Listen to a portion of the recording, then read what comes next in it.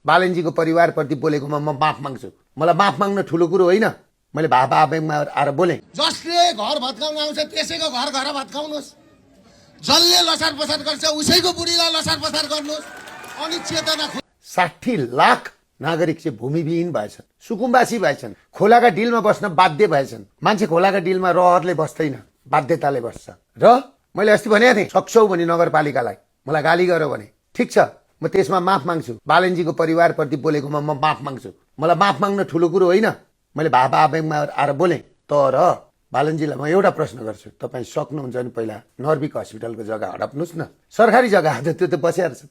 बाल मन्दिरको जग्गा हटाउनुहोस् न पहिला। त्यहाँ बृहस्पति स्कुल छ जहाँ गरिब जो अनाथ बच्चाहरू पढ्ने स्कुल आज कसले हडपेको छ, त्यो खाली गर्नुहोस्। ललिता निवासका जग्गाहरू खाली गर्नुहोस्। अनि त्यस पछाडि भूमिविहीन सुकुम्बासी बस्तीमा हात हाल्नुहोस्। मेरो भनाइ थियो। त्यसले गर्दाखेरि भूमिविहीन सुकुम्बासीहरू बसेको पनि सरकारी जग्गा हो, बाल मन्दिर पनि सरकारी जग्गा हो। बाल मन्दिरमा चाहिँ मारवाडीहरू बस्न पाउने, स्कुल चलाउन पाउने। अनि त्यहाँ एउटा गरिबले झुप्रो हालेर तिर्पलको झुप्रोभित्र पनि एउटा नेपाली सुत्न नपाउने।